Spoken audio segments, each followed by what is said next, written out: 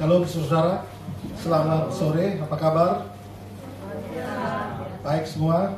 Puji Tuhan. Baik saudara, pagi hari, sore hari ini kita akan belajar tentang apa yang sudah kita terima, yaitu tentang humble ya saudara ya. Judulnya sih God lifted the humble, atau Tuhan mengangkat orang-orang yang rendah hati. Humble itu bisa berarti juga sederhana ya saudara.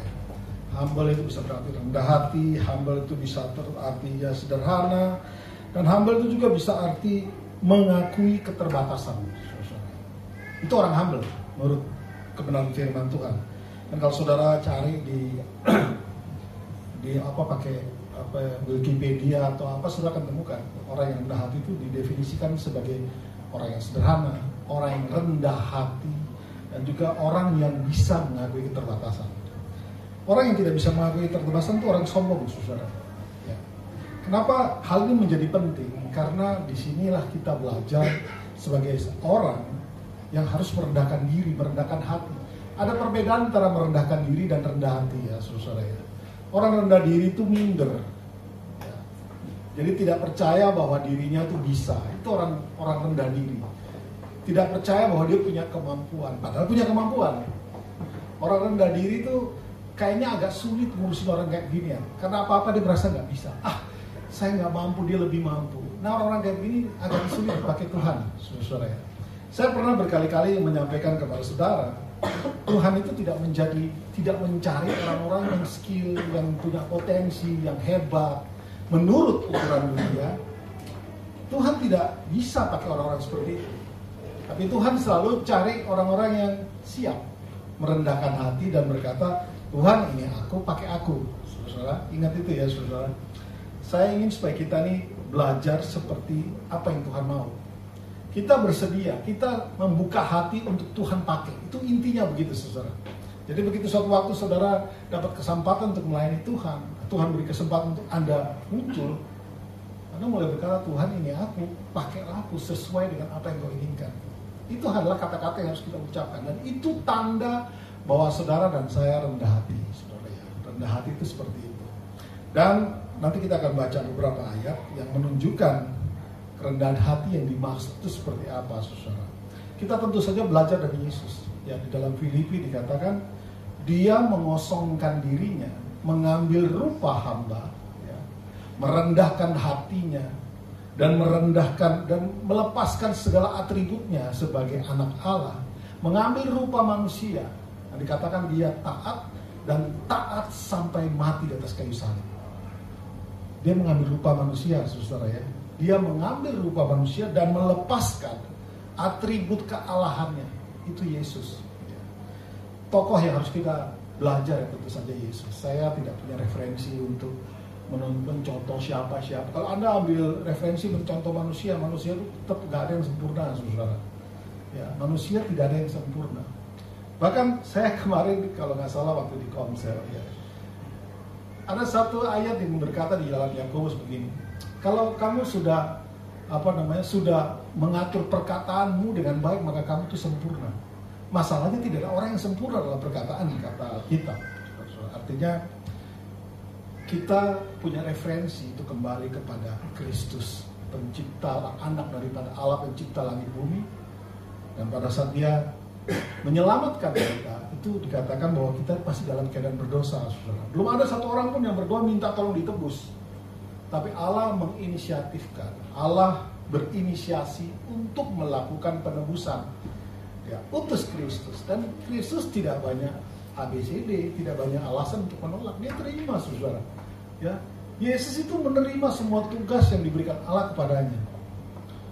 Kalau kita berpikir apakah Yesus tahu tugasnya dari awal? Tahu. Tapi Alkitab mengatakan bahwa dalam Yohanes dikatakan bahwa Yesus mengatakan bahwa makananku adalah melakukan kehendak Dia yang mengutus aku dan menyelesaikannya. Apa kehendak Tuhan dalam hidupmu, coba? Supaya kita lebih mengerti, kita harus tahu apa kehendak Tuhan dalam hidup kita. Kalau untuk menjawab itu, saudara tentu sudah mengerti banyak sekali. Seperti saya sudah sering kali sampaikan bahwa kita diciptakan serupa dengan Allah. Kemudian Yesus mati dan kemudian dia mau bahwa kita hidup, wajib hidup sama seperti Kristus telah hidup. Tentu saja tujuannya adalah supaya hidup kita ini menjadi saksi. Ya. Kita barusan merayakan hari pencurahan Roh Kudus, merayakan. Ya, saya tidak bilang kita menunggu lagi dan diterima Roh Kudus lagi barusan, enggak. Kita merayakan saja. Jadi semangatnya diingat, saudara. Kisah 1 ayat 8, sebelum Yesus naik ke surga, dia bilang, kalau roh ini turun ke atasmu, kamu akan menjadi saksiku. Dengar baik-baik, itu tugas kita, saudara. Dan kita perlu menerima tugas itu dengan kerendahan hati. Ya. Amin, saudara. Banyak orang rendah hati tapi di atas gunung. Tahu artinya? Berpura-pura rendah hati, padahal dia itu sombong, sedang di atas gunung. Ya. Kadang-kadang orang juga melayani, bukan tujuannya adalah melayani Tuhan, tapi tujuannya adalah dapat pengakuan. Itu bukan kerendahan hati, saudara ya. Kerendahan hati itu penuh dengan kesederhanaan. Lu mau bilang thank you, oke. Nggak bilang thank you, fine. Aku tetap melayani Tuhan. Aku tetap memberi yang terbaik buat Tuhan. Itu rendah hati, saudara. Kita akan coba baca, kita akan pelajari dulu. Ini ya, kita judulnya He Lift the Humble ya. Sekali lagi, humble itu tidak hanya bicara tentang rendah hati, tapi humble itu bicara juga tentang kesederhanaan. Bicara juga tentang kesediaan kita untuk mengakui keterbatasan. Harus mengakui keterbatasan. Manusia tidak ada yang tidak terbatas. Manusia tidak ada yang tidak terbatas. Semua terbatas. Dan keterbatasan kita itu bagus, saudara. Kalau Anda mempelajari tentang tubuh Kristus, maka ada orang yang dipakai untuk menginjil. Ada orang yang dipakai untuk mengajar. Ada orang yang dipakai untuk mengembalakan. Ada orang yang dipakai untuk menjadi guru. Ya, itu kan kita saling mengisi posisi. Ada yang kuat misalkan ada yang kuat di dalam misi. Ada yang lagi kuat di dalam penginjilan. Ini kan saling keterhubungan satu dengan yang lain, saudara ya. Jadi saya mendorong kita semua untuk melihat diri kita sesuai dengan apa yang Tuhan inginkan, saudara. Anda bukan cetakan manusia. Anda ini dicetak oleh karena iman percayamu kepada Tuhan. Tuhan maunya kita apa? Itu kita kerjakan. Jangan Tuhan maunya A, Anda kerjakan B. Nanti tidak akan terjadi, saudara. Itu juga tidak menunjukkan bahwa kita sedang rendah hati. Ingat, rendah hati itu sekali lagi adalah Anda merendahkan diri di hadapan Tuhan, menerima segala sesuatu yang jadi kritikan orang kepada kita dengan hati terbuka. Kita juga adalah orang-orang yang sederhana. Ya, saudara. Jadi ada orang tidak usah pamer-pamer lah, saudara. Menurut saya begitu. Kalau orang rendah hati itu nggak usah pamer, nggak usah tunjukkan bahwa saya bisa ini, saya bisa itu, tidak usah. Tapi kerjakanlah apa menjadi tugas tanggung jawabmu dengan sungguh-sungguh. Ya, saudara. Karena itu seperti yang Yesus lakukan. Dia tidak punya agenda pribadi di dalam dunia ini, saudara. Kalau Anda lihat, tidak satu pun dari dalam waktu-waktu dia ada dalam dunia ini ada hal-hal sia-sia yang dia lakukan. Kalau kita masih hidup dalam kesia-siaan, stop, saudara. Doktrin dirimu, latih dirimu, supaya kita mengerjakan apa yang menjadi mau Tuhan, saudara. Ya, mau Tuhan itu sebenarnya sederhana saja. Anda seperti Dia, gitulah. Mau tahu Tuhan seperti apa? Baca Alkitab supaya kita tahu Tuhan itu seperti apa dan apa yang Dia inginkan dalam hidup kita. Baik, slide pertama kita lihat ayatnya, saudara ya. Saya bikin ayat-ayat dalam bentuk slide biar gampang. Ada tiga ayat yang kita baca. Yang pertama kita baca ini 1 Samuel 12 ayat 8. Saudara kelihatan sampai belakang?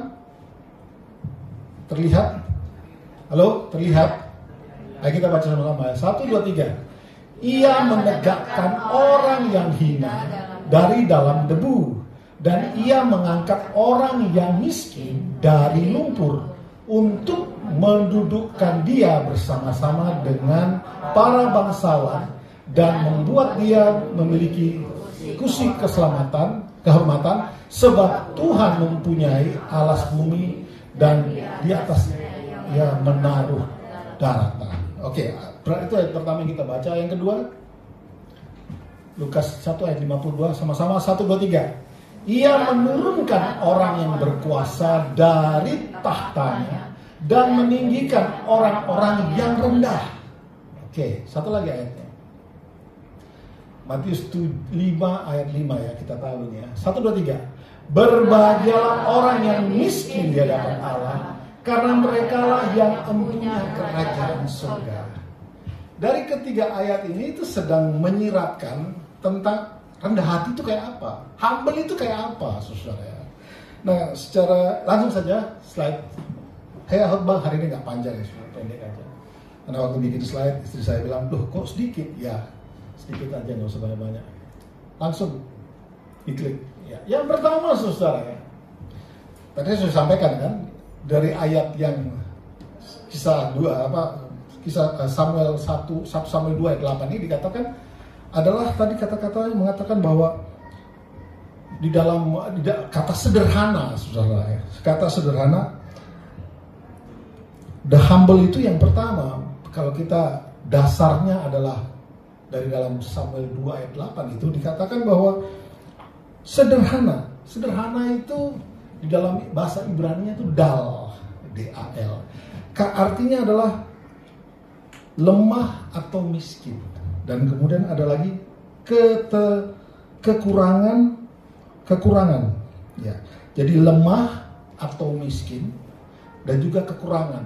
Nah, kalau saudara melihat, tadi saya sudah sampaikan bahwa humble ini punya beberapa pengertian, saudara. Ya. Jadi dengan kata lain begini, kalau didefinisikan bahwa humble itu adalah orang lemah, orang miskin, atau orang yang mengalami kekurangan, itu tidak berarti gini. Kita tuh punya konsep adalah begini. Orang yang kurang kaya, atau mungkin saudara menganggap mereka kurang level, itu kurang diperhatikan. Ya, kurang diperhatikan. Coba saudara lihat aja, kalau kita lagi dalam kumpulan seperti gini, kemudian saya nggak bilang di sini, mungkin di tempat lain, dalam kumpulan seperti ini terus ada orang datang bajunya robek.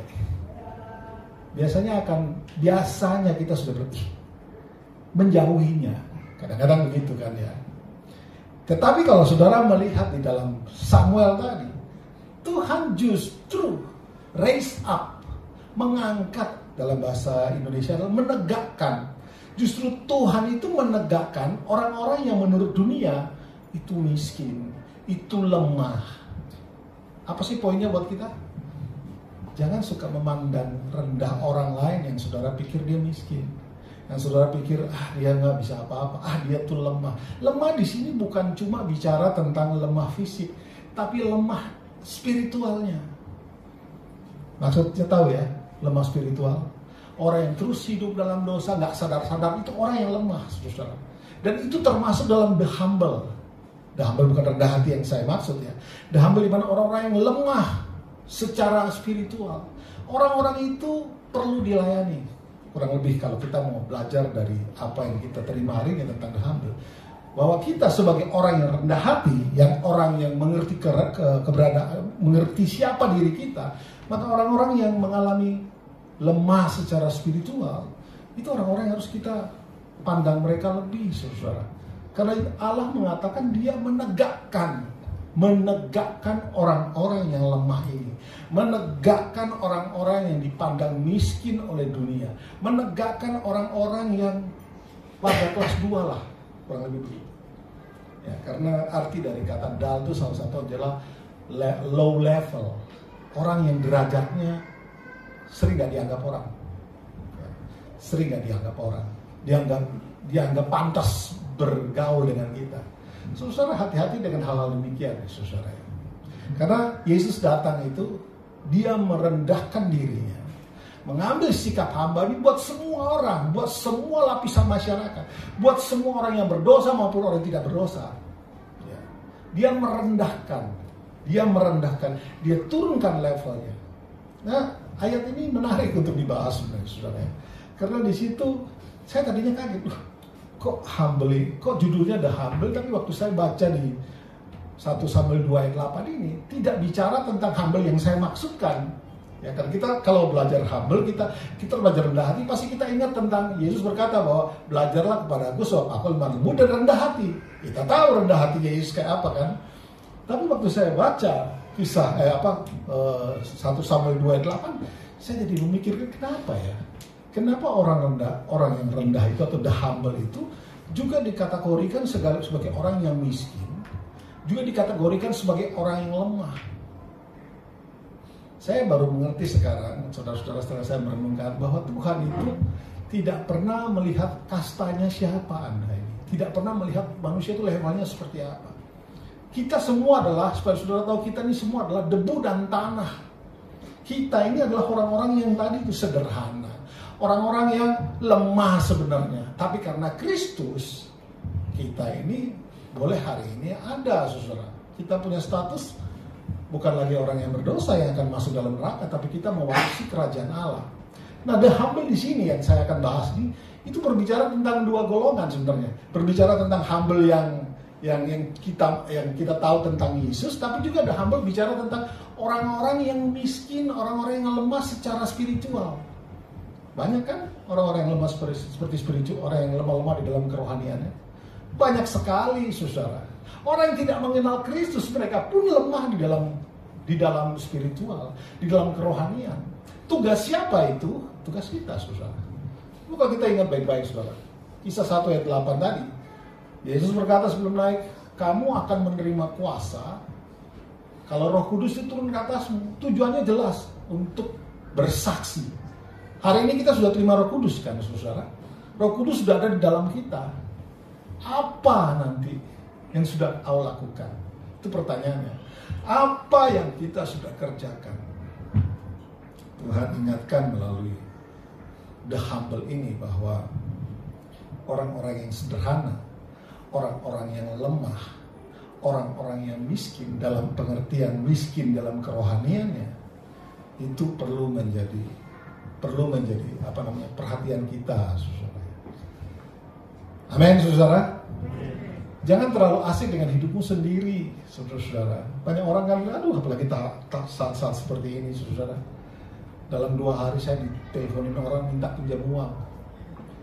Dia pikir saya orang kaya kali.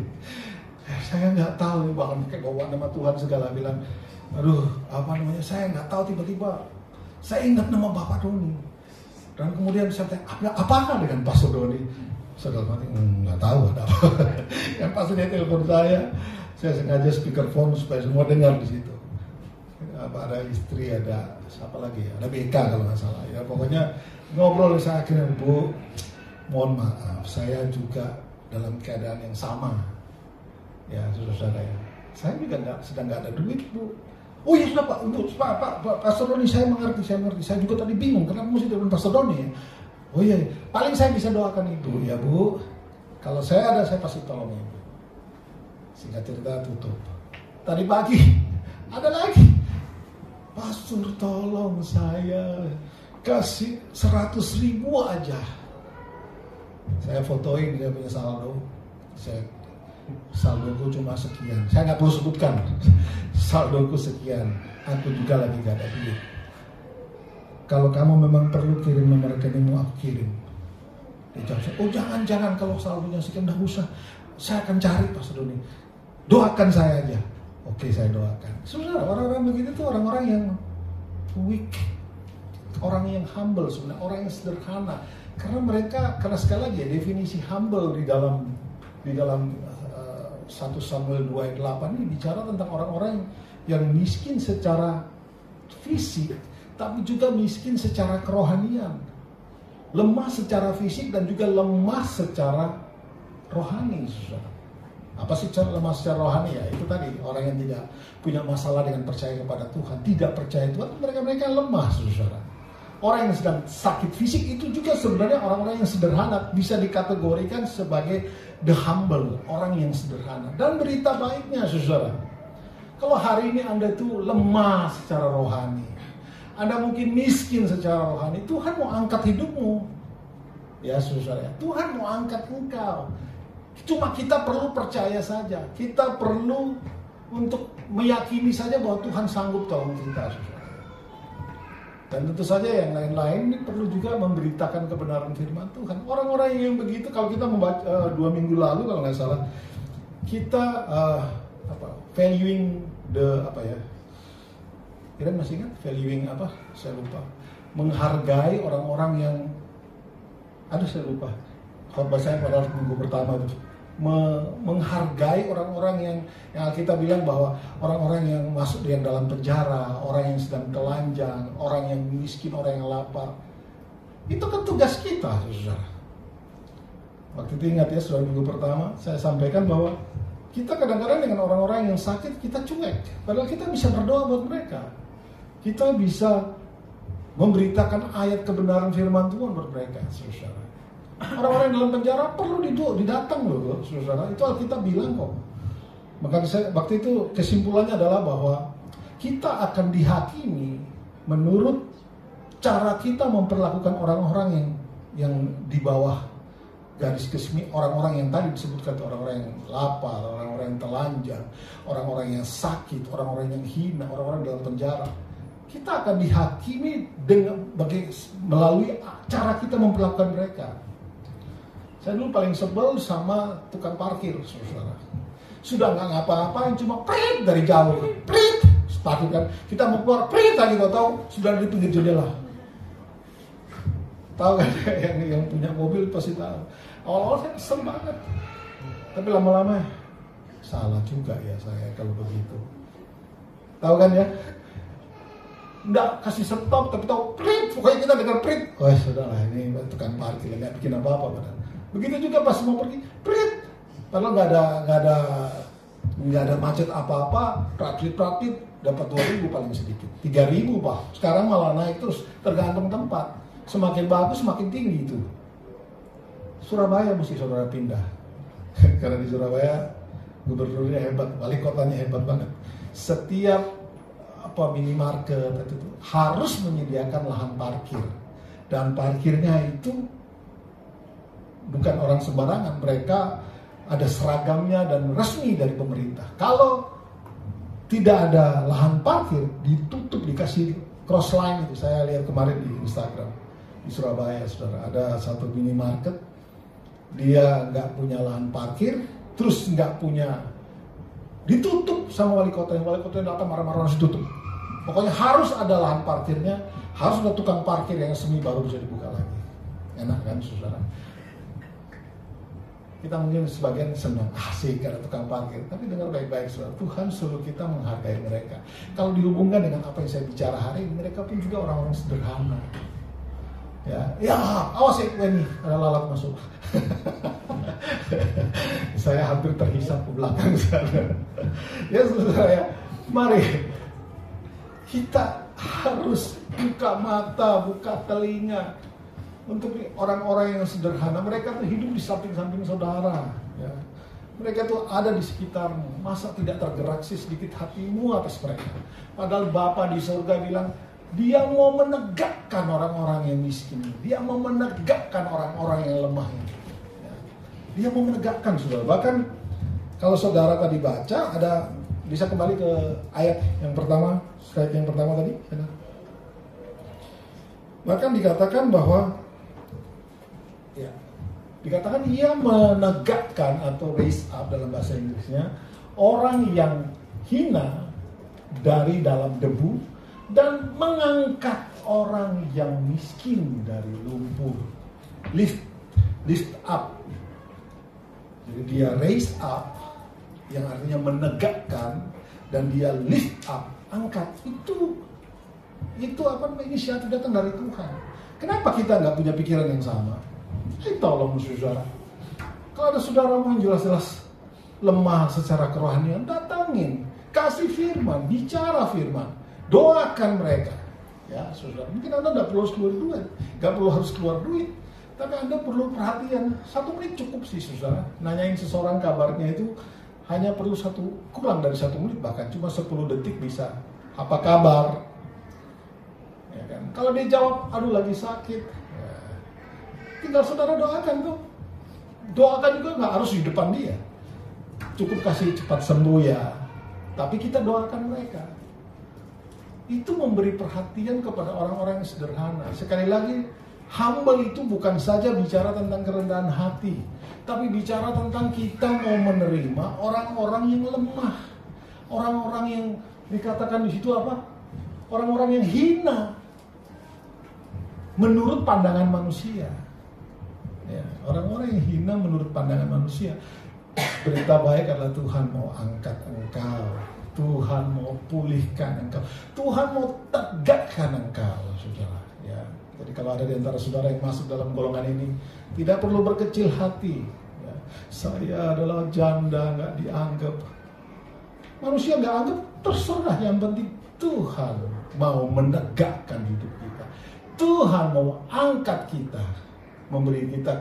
Bahkan kalau saudara baca di bawah dikatakan apa? Mengangkat orang yang miskin dari bla-bla-bla dan mendudukkan dia bersama-sama dengan para bangsawan. Artinya Tuhan mau, ya itu bukan bahasa apa ya, bukan bahasa perumpamaan, tapi itu memang yang Tuhan mau lakukan. Ya, yang Tuhan mau lakukan untuk orang-orang yang rendah, orang-orang yang sederhana ini. Saya dengan poin ini saya mau mengingatkan saudara, mari miliki mata Tuhan. Mari miliki hati Tuhan. Mari miliki telinga Tuhan. Mari miliki perasaan Tuhan. Itu loh maksud saya, saudara. Supaya pada saat Anda bertemu dengan orang-orang yang sederhana ini, ya, Anda punya inisiatif yang seperti inisiatif Tuhan. Ya kita tentu saja nggak bisa kasih mereka harta yang banyak, tapi kita bisa doakan mereka. Amin, saudara ya. Ini hal sederhana sebenarnya sih. Hal sederhana. Anda tidak disuruh kasih uang ke mereka, tapi kita perhatian, itu jauh lebih penting, saudara. Orang berpikir uang berbicara, betul, tetapi lebih penting adalah perhatian. Lebih penting adalah kasih yang Anda nyatakan, saudara.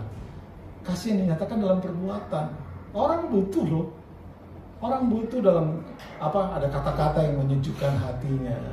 Orang itu butuh pada saat kita mendukung mereka, bahwa kita juga mau ngerti perasaan mereka. Itu orang sudah sangat bisa terberkati, saudara. Ayat ini coba kalau dikasih kepada orang dalam penjara, coba dikasih kepada orang yang sedang lemah imannya, pasti dia merasa dikuatkan sekali, pasti, saudara. Karena ini ayat-ayat yang Tuhan sebenarnya mau kerjakan. Ya itu yang pertama, saudara. Next ya, terus satu lagi, terus. Oke, bentar. Balik lagi ke Lukasnya. Lukas 1:52 ini mengatakan ia menurunkan orang-orang yang berkuasa dari tahtanya dan meninggikan orang-orang yang rendah.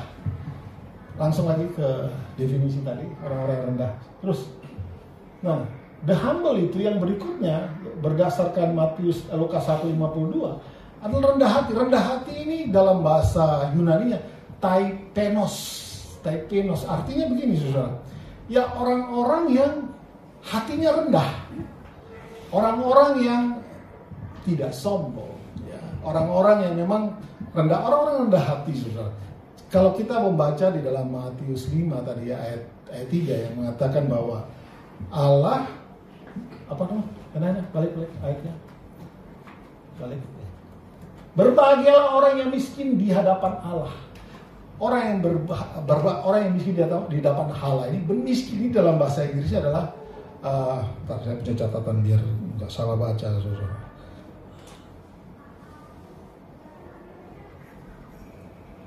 Poor in spirit. Di dalam bahasa Inggrisnya poor in spirit. Orang, kalau diterjemahkan dari kata poor in spirit artinya miskin di dalam rohani. Miskin rohani ini bicara tentang orang-orang yang rendah hati. Nah, kita bilang Matius 5 itu bahwa berbahagia orang yang miskin karena mereka lah yang punya kerajaan surga. Menarik, saudara, kok bisa ya orang yang miskin secara rohani tapi mereka mempunyai kerajaan, mereka akan mewarisi kerajaan surga, dikatakan situ. Mereka lah yang memiliki kerajaan surga. Kenapa bisa begitu, saudara ya? Coba langsung coba kita lihat satu lagi. Ya, satu lagi. Nah, lihat, saudara. Orang yang miskin di spiritual, poor spiritual itu, saudara, atau orang yang rendah hati, itu punya beberapa cara gaya hidup yang gampang ketahuan bahwa dia itu orang rendah hati atau tidak. Kalau orang yang sederhana yang tadi itu, ya kita bisa lihat dari statusnya, dari keberadaannya, kita bisa tahu, orang ini ada masalah sama Tuhan, orang ini punya masalah fisik. Tapi kalau orang yang yang rendah hati, yang dari berbahagialah orang yang miskin di hadapan Allah, mereka punya hidup yang seperti ini, saudara, tidak sombong. Ya, Kita tahu kan tidak sombong. Kedua, gampang menerima kritik. Ada lagi? Bersedia belajar. Ini gaya hidup orang yang rendah hati. Ya. Gampang nggak kalau kita menerima kritik? Nggak gampang. Apalagi kalau kita merasa kita lebih tahu, kita punya pendidikan lebih tinggi, agak susah menerima kritik orang. Padahal kritik itu membantu saudara. Kritik itu menolong kita untuk supaya kita semakin sempurna di jalan-jalan hidup kita. Kritik itu perlu, saudara. Ya, orang selalu bilang gini, kalau kritik membangun sih aku terima. Gitu kan? Kita kan suka dengar kata-kata itu ya. Saya mau kasih tahu saudara, nggak peduli kritik itu membangun atau tidak membangun, setiap ada kritikan ke dalam kita, saya suka berpikir begini, tidak mungkin ada asap tanpa ada api. Ya saudara, saya selalu belajar itu. Kalau orang kritik saya tidak langsung bilang, memang dia aja itu enggak. Saya evaluasi diri, nggak mungkin ada asap tanpa ada api. Pasti ada sesuatu yang salah dalam hidup kita. Akhirnya orang kritik kita. Nah, saudara, orang rendah hati itu mau menerima itu, ya. Jadi saudara jangan defense kalau ada kritikan masuk. Ya, jangan defense.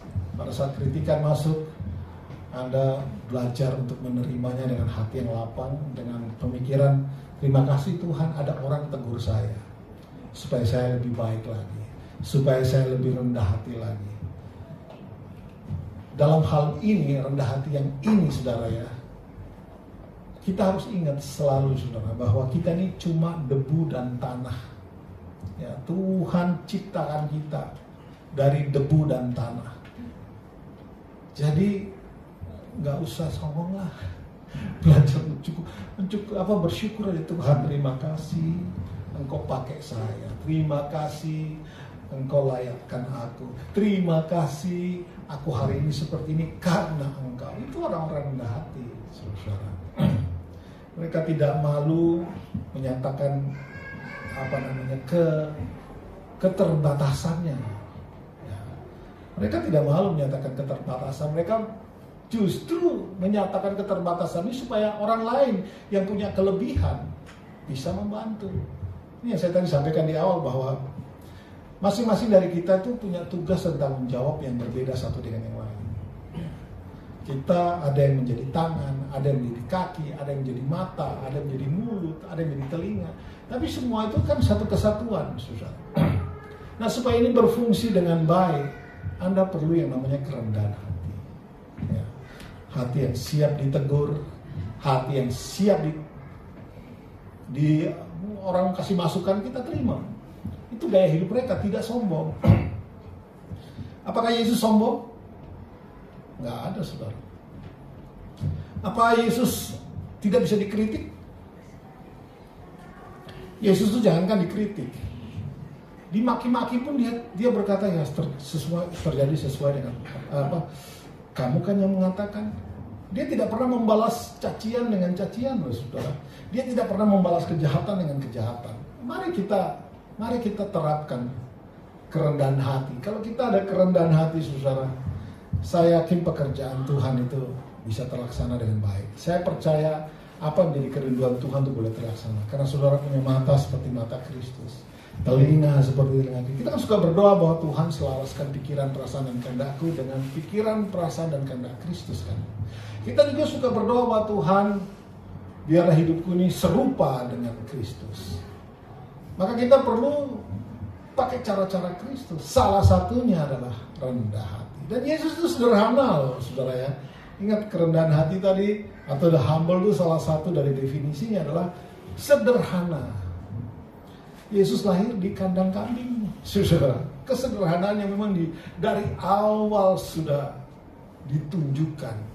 Jadi kita belajar untuk sederhana, saudara. Kalau Anda punya banyak duit, fine. Nggak perlu harus dipamer-pamerkan. Hiduplah sederhana. Ya. Dengan sederhana, itu sedang mencerminkan Kristus itu sendiri, saudara. Nah, kalau kita terbiasa sederhana, mudah bagi kita juga untuk melihat saudara-saudara kita yang lain, saudara. Ya. Kalau kita sudah hidup dengan gaya dunia, sudah punya standar harus segini, ya susah bagi kita untuk melirik orang yang di bawah, karena Anda sudah di atas. Tapi kalau kita menjaga hati kita tetap rendah, kita tetap di bawah. Orang Surabaya bilang ini, kalau diterjemahkan tetap ninjak bumi, maka Anda mudah untuk menjadi seperti Kristus dalam hal kerendahan hati. Ya saudara, nggak mungkin kita jadi berkat buat orang lain kalau kita tuh set up-nya tinggi. Kita harus merendahkan hati. Balik lagi ke atas. Saya tidak akan panjang-panjang saudara ya, karena Anda sudah tahu banyak hal. Nah, saya mau yang berikutnya adalah mengakui keterbatasan. Humble atau rendah hati itu mengakui keterbatasan. Saya larang saudara sombong. Ya. Alkitab jelas berkata di Amsal, kesombongan mendahului apa? Kehancuran. Kesombongan mendahului kehancuran. Tapi kerendahan hati mendahului penghormatan. Anda mau dihormati orang, belajar rendah hati. Enak kok kalau ketemu sama orang rendah hati. Mereka cepat dapat promosi, mereka cepat bisa bergaul dengan orang lain, karena mereka rendah hati. Ya saudara, Alkitab sendiri mengatakan rendah hati, tapi kesombongan itu mendahului kehancuran. Ya, saudara bisa cek hidupmu sendiri, saya sombong apa rendah hati sih? Saudara bisa cek hidup saudara sendiri. Saya tidak mau jadi hakim buat siapapun. Saya cuma kasih tahu firman Tuhan. Karena Tuhan mengajarkan bahwa salah satu arti daripada the humble adalah mengakui keterbatasan. Emang kenapa sih kalau saudara mengakui saya nggak mampu? Takut ya diremehkan orang? Nggak apa-apa. Alkitab berkata bahwa Tuhan pakai orang yang bodoh menurut dunia untuk mempermalukan mereka yang pintar menurut dunia. Tuhan pakai orang-orang yang rendah hati, saudara. Tuhan tidak pakai orang-orang yang songong, orang-orang yang merasa diri bisa, orang-orang yang merasa diri mampu. Gak bakal Tuhan pakai mereka. Tapi saudara bertanya, kenapa Tuhan tidak pakai orang-orang yang merasa diri mampu? Karena begitu mereka nanti berhasil, karena dasar mereka bukanlah rendah hati, dasar mereka adalah supaya diakui, ya pasti jatuh dengan cepat, saudara. Pasti jatuh, saudara. Pasti jatuh. Anda ingat anaknya Raja Daud yang memberontak? Ada yang tahu namanya? Iren? Anaknya Raja Daud yang nakal banget, bikin kudeta. Absalom. Pernah dengar nama itu kan? Absalom itu Alkitab melukiskan dia sebagai anak raja yang ganteng, rambutnya panjang, ya. Pokoknya cakep lah untuk ukuran orang zaman itu. Rambut panjang itu cakep menurut mereka. Badan tinggi, besar, tegap, ganteng. Saudara tahu, dia melakukan hal-hal yang kalau saya Raja Daud, saya sudah hantam dia dari awal. Tapi Raja Daud itu begitu baik. Jadi dia tuh suka sebelum dia suka duduk di, maksudnya ini kan kerajaan misalnya, tempatnya Raja Daud memerintah. Dia suka duduk di luar pintu istana, dan setiap ada orang yang datang mau ketemu Raja Daud, ada untuk punya permasalahan, dia cegat, dia tanya, bapakku terlalu sibuk, dia suka bilang gitu, bapakku sibuk, ayo ngomong aja apa sama aku, ngapain selesaikan. Dia suka begitu, saudara, menarik perhatian orang Israel. Nah, singkat cerita, dia menggulingkan Raja Daud, bukan? Dia menggulingkan, tapi apa yang terjadi kemudian? Mati dia. Matinya gimana, saudara tahu?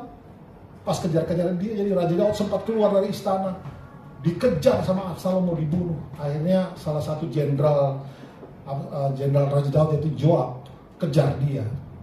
Dan begitu kejar dia, rambutnya kan panjang tuh, kesangkut di pohon dan dia tergantung, dibunuh langsung.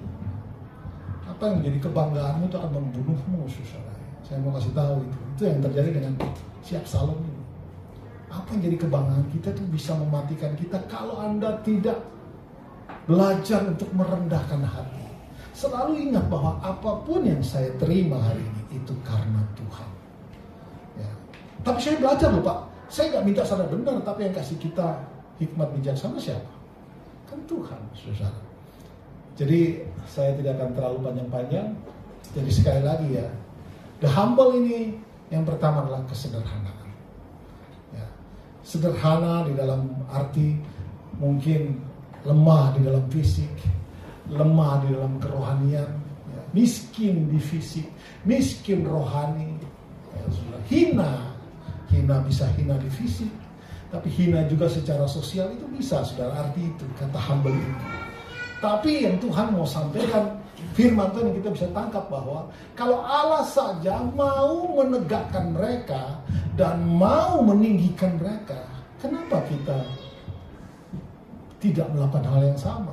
Kan saya sudah katakan tadi, Anda tidak harus mengeluarkan duit dan apa tidak, tapi perhatian kita, saudara. Mungkin kalau ada tukang sampah suka lewat rumah, coba sapa pagi-pagi, tanya, Pak mau kopi? Ya. Apakah saudara lakukan itu? Ya, enggak ya, lain kali coba. Ada orang satu rumah, depan rumah, itu kan orang-orang yang sebenarnya sederhana. Dan Tuhan mau menegakkan mereka. Kan nggak ada salahnya, Bu sudah sarapan? Nggak ada salahnya kan? Hal sederhana, Bu sudah sarapan? Ini kalau dia bilang belum, mau sarapan Bu? Saya suka tawarin orang kopi saudara depan rumah itu. Ataupun kalau kita dari mana-mana ada kue lebih, kita kasih. Pikiran kita ke mereka kasih. Bukan untuk mencari supaya mereka memuji kita, tidak saudara. Tapi ini adalah cara kita menghargai apa yang Tuhan sudah berikan buat kita. Yaitu juga melihat orang-orang yang humble, orang-orang yang sederhana. Kita perlu saudara, apalagi mereka-mereka yang kita tahu secara kerohanian amburadul, nggak pernah datang gereja, orang-orang yang nggak pernah nggak pernah mau pelayanan, nggak punya kecewa dengan gereja misalkan. Tugas siapa? Tugas kita lah, ajak ke gereja. Saudara-saudara, kita tuh selalu keliru konsep tentang supaya jemaat semakin bertambah. Suka banyak gereja yang saya tahu suka tumpang itu kursi-kursi kosong. itu caranya siapa sih itu? Kursi kosong ditumpangi, bahkan ada yang lebih gila lagi, kursi kosong dikasih minyak urapan. Untuk apa coba? Bikin kotor kursi aja. Dan untung di sini tidak terjadi hal yang demikian, saudara ya. Kursi-kursi kosong itu bagaimana bisa penuh? Ya coba masing-masing daripada kita bawa satu orang setiap minggu gereja. Memang saya tidak bicara itu gampang, itu susah saudara. Tapi kalau kita berdoa, Tuhan aku mau ketemu dengan seseorang yang bisa ku bawa mengenal Engkau. Itu doa-doa yang mujarab. Kita aja terlalu sibuk dengan urusan kita masing-masing. Ya saudara, ayo saudara-saudara, mari kita miliki perasaan Kristus, kita miliki kehendak Kristus, kita miliki keinginan Kristus. Keinginan Kristus itu enggak macam-macam saudara. Dia mau setiap daripada kita itu menjadi saksi, bawa jiwa kepada Tuhan, bawa orang untuk mengenal Tuhan. Anda tidak disuruh hotline dia kan? Tapi Anda, Alkitab bilang bersaksi. Bersaksi itu ada dua arti. Pertama Anda bicara tentang Kristus, tapi kemudian hidupmu seperti Kristus. Nah hidup seperti Kristus kayak apa? Ya memperhatikan orang-orang yang kayak begitu, orang-orang yang sederhana tadi. Dengan kerendahan hati. Yesus pun sudah melakukan hal yang sama. Jadi saudara-saudara, secara cepat kita ingat 3 hal tentang apa itu rendah hati. Kesederhanaan, rendah hati, orang yang spiritualnya poor di hadapan Tuhan, orang-orang yang rendah, orang-orang yang merasa bahwa dirinya tidak ada apa-apanya tanpa Tuhan, itu rendah hati saudara ya. Dan orang yang mengakui keterbatasan di dalam hubungan yang rapat dengan sesama manusia. Ya, jadi 3 hal ini sedang bicara tentang sederhana, itu juga ada humble, orang-orang yang perlu kita perhatikan. Ya. Kedua, rendah hati yang kedua ini bicara tentang diri kita. Kita harus rendah hati seperti ini. Kesombongan mendahului kehancuran, tapi kerendahan hati itu mendahului kehormatan. Dan yang ketiga, mengakui keterbatasan. Ini bicara tentang hubungan kita dengan sesama manusia. Kita tidak perlu mempertahankan siapa diri kita. Yesus tidak mempertahankan dirinya loh, saudara. Kamu anak Allah ya? Ya kamu yang bilang. Bahkan ada beberapa kali dia tidak pernah membalas, dia diam saja. Kita pun tidak harus mengakui, tidak harus membuat diri kita untuk supaya diakui orang, nggak perlu saudara. Kita jadilah seperti apa dirinya kita. Di dalam gereja begini nggak ada masalah kalau kita bilang, aku nggak mampu loh kalau itu, aku nggak bisa loh. Itu sebenarnya menunjukkan bahwa saudara perlu Tuhan. Itu saudara menunjukkan bahwa saudara ini ya memang apa adanya, tapi jangan sudah pintar tapi pura-pura bodoh, itu salah juga. Kita jadi orang yang apa adanya. Next, dengan cepat, enak. Cara hidup sudah, yang pertama tidak sombong, yang kedua menerima kritik dan bersedia untuk belajar. Ya, katakan sama-sama. Balik. Katakan sama-sama, tidak sombong, menerima kritik, siap menerima kritik, siap belajar. Amin. Ada satu kuota dalam bahasa Inggris. When you stop learning, you stop growing. Kalau kamu berhenti belajar, kamu berhenti untuk bertumbuh. Ya. Jadi setiap kebenaran firman Tuhan adalah salah satu cara kita untuk belajar. Pada saat saudara merasa, saya sudah tahu, itu orang sombong. Sebentar lagi dia akan hancur dan berantakan. Tapi pada saat Anda bilang, Tuhan, saya mau belajar. Saya mau belajar. Artinya Anda sedang terus bertumbuh dan bertumbuh dan bertumbuh dan bertumbuh. Bilang kiri kanan. When you stop growing. Iya, ke kiri kanan. When you stop growing. You stop growing. Ya. Sekarang bilang lagi sebelahnya. Kalau kamu stop makan, kamu pasti kurus. Oke, dengan cepat saja Hena. Apalagi yang ada? Oh, ya udah lewat ini sudah dibahas di awal tadi. Sudah. Ini yang terakhir. Jadi the humble itu orang-orang yang tadi saya sudah sampaikan sederhana, orang-orang yang rendah hati, dan orang-orang yang mengakui keterbatasan.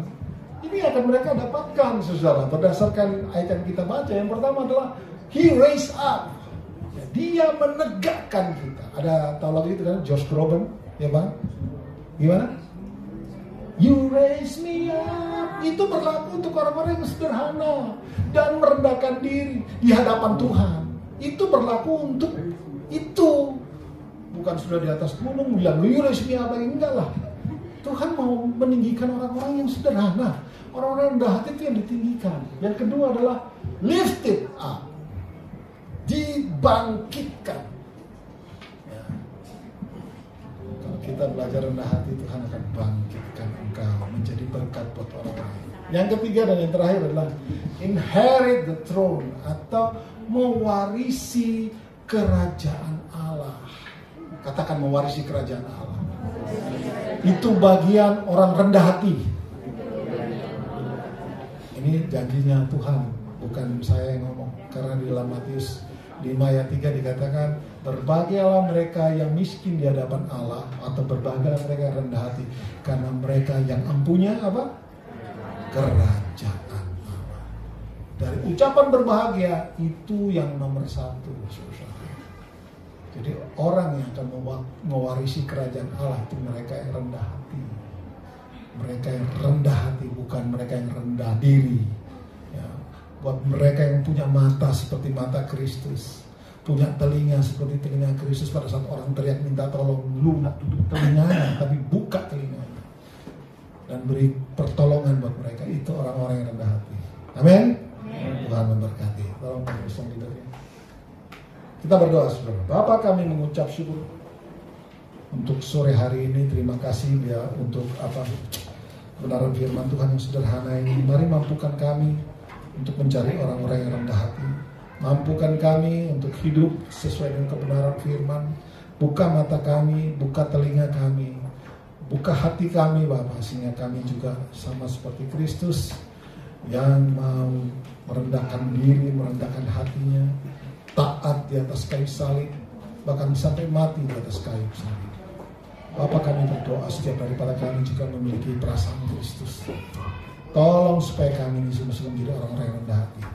Karena kami tahu orang-orang rendah hati akan mewarisi kerajaan Allah. Terima kasih Bapa untuk sore hari ini, dan bersyukur dalam nama Tuhan Yesus. Haleluya, amin.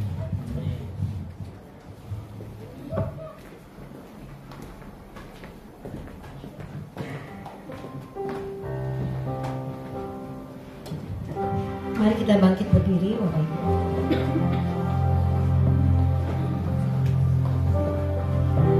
Kita sama-sama mendeklarasikan pengakuan iman kita. Aku percaya kepada Allah, Bapa yang Maha Kuasa, Khalik langit dan bumi, dan kepada Yesus Kristus, anaknya yang tunggal Tuhan kita, yang dikandung dari Roh Kudus, lahir dari anak darah Maria, yang menderita sengsara di bawah pemerintahan Pontius Pilatus, disalibkan, mati dan dikuburkan, turun ke dalam kerajaan maut, pada hari yang ketiga bangkit pula dari antara orang mati, naik ke surga, duduk di sebelah kanan Allah Bapa yang Maha Kuasa, dan dari sana ia akan datang untuk menghakimi orang yang hidup dan yang mati. Aku percaya kepada Roh Kudus, gereja yang kudus dan am, persekutuan orang kudus, pengampunan dosa, kebangkitan tubuh dan hidup yang kekal.